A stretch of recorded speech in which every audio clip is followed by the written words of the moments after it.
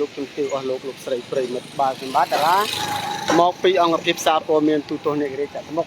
បាទថ្នាក់ពេលនេះត្រូវនឹងថ្ងៃទី25បាទខែ3បាទឆ្នាំ2025មានគ្រោះថ្នាក់ចរាចរណ៍មួយបានកើតឡើងរវាងម៉ូតូនិងម៉ូតូបាទប្រិមិត្តម៉ូតូនិងម៉ូតូបាទហើយគឺម៉ូតូក្រហមនេះបាទគឺសូមបញ្ជាក់បាទគឺម៉ូតូក្រហមនេះគឺគាត់ឆ្លងផ្លូវបាទឆ្លងផ្លូវមកពីទិញអីវ៉ាន់ទៅប្រិមិត្តបាទវាឆ្លងផ្លូវដល់ឆ្លងផ្លូវមកដល់ពាក្យកណ្ដាលមិនទាន់ដល់ពាក្យកណ្ដាលផ្លូវគឺម៉ូតូកូពីពណ៌ខ្មៅនេះបាទគាត់ជិះពី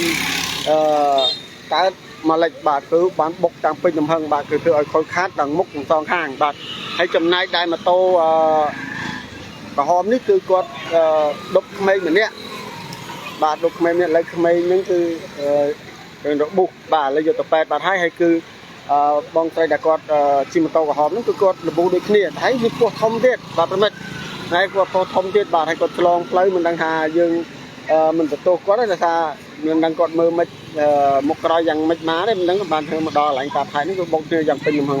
ធ្វើឲ្យនិយាយទៅម៉ូតូដួលទាំងសងខាងប្រិមិត្តគឺដួលទាំងសងខាងបាទគឺដល់ថាគឺផ្លែតំណងបងប្អូនស្រីដែលខ្វាត់ម៉ូតូខ្មៅហ្នឹងគាត់លើកឡើងវិញដោយសារ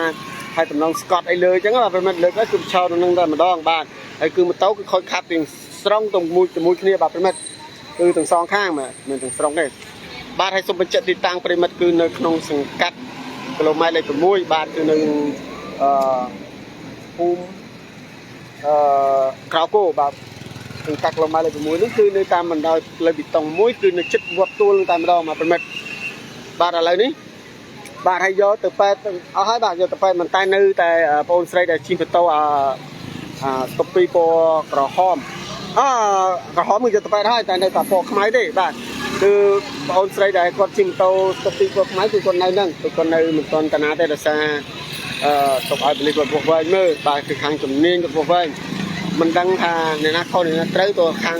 ជំនាញប៉ូលីសបានគាត់ឡើងបាទដោយសារជាងមានការធ្វើប្រហែសការបើកបរធ្វើឲ្យមានគ្រោះថ្នាក់បាទវាមិនដឹងថាយើងឲ្យអ្នកណាខុសអ្នកណាត្រូវក៏តែខាងប៉ូលីសបានគាត់មានជំនាញគាត់បាទឥឡូវនេះមិនទាន់លើកយកតាណាទេបាទប្រិមិត្តគឺនៅនឹងទេតែដូចជាផែកន្លះម៉ោងមុនទេប្រិមិត្តបាទឥឡូវម៉ោងមិន10ហើយបាទប្រិមិត្តគឺឥឡូវនេះលប៊ូយកទៅទី2ហើយបាទគឺ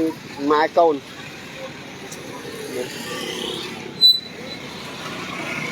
អូនមិនដឹងថាម៉ូតូឆ្លងពីនោះមកមែនពីណាថាឆ្លងហ៎ណានាងដឹងហើយអូននាងដឹងហើយហ្នឹងបាទឥឡូវមានអ្នកខ្លះដឹងមានអ្នកខ្លះដឹងជាងទៅប្រិមិត្តបាទឥឡូវនេះគឺយកទៅពេទ្យហើយបាទនៅសល់តែម៉ូតូហើយនឹងម៉ូតូទេប្រិមិត្តសំខាន់គឺយើងយកមនុស្សទៅពេទ្យសិនបាទឥឡូវអូនស្រីដែលគាត់ដឹកកូនហ្នឹងឥឡូវយកទៅទាំងពីរហើយបាទឥឡូវខាងជំនាញទេខាងជំនាញមកហើយប្រិមិត្តគឺខាងជំនាញមកឡើយហើយគឺខាងប៉ុស្តិ៍បាទគីឡូម៉ែត្រលេខ6បាទហើយនេះបាទហើយចំណែកដែលអ្នកលប៊ូគឺយកទៅពេទ្យអស់ហើយបាទអ្នកលប៊ូយកទៅពេទ្យហើយដោយសារបងអូនស្រីដែលគាត់ពោះធំនឹងគឺជង្គង់បាទគឺជាជង្គង់បាទដួលគឺរឿងខ្លាំងបាទប្រិមិត្តឥឡូវហ្នឹងយកទៅពេទ្យហើយមានឡានអីទេគឺដឹកឬអ្នកស្គាល់ចឹងយកឡានដឹកលំអអីទៅអស់ហើយបាទប្រិមិត្តហើយគឺគាត់គឺលប៊ូគាត់មិនទុកយូរទេគាត់មិនទៅតាំងឲ្យទុកមកតម៉ូតូឲ្យខាងប៉ូលីសគាត់ក៏ស្រាយមើលទៅបាទប្រិមិត្តមិនដឹងថាអ្នកណាខុសអ្នកណាត្រូវលើកឲ្យជំនាញគាត់នេះចាត់ចែងបាទដែលយើងខ្ញុំជាអ្នកសារព័ត៌មានបានត្រឹមផ្សាយទេប្រិមិត្តឥឡូវនេះបាទមីងនៅនឹងអត់បាទ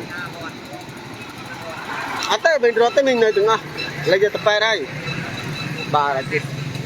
យកទៅពេទ្យនោះមីងយកទៅពេទ្យបាទគាត់ស៊ូបាទប្រិមិត្តគឺមានមីងគាត់ស៊ូគាត់ថាមានលប៊ូអត់តែលប៊ូបាទប្រិមិត្តគឺលប៊ូអូនស្រីដែលដឹកកូនហ្នឹងតែអាយុទៅ3-4ឆ្នាំទេឬខាងខ្ញុំមកក៏អត់ទាន់ដែរគឺទាន់តែខាងម្ដាយទេបាទទាន់ម្ដាយគឺម្ដាយម្ដងទៅឡើងឡានទៅបាត់តែម្ដងទៅបាទ ប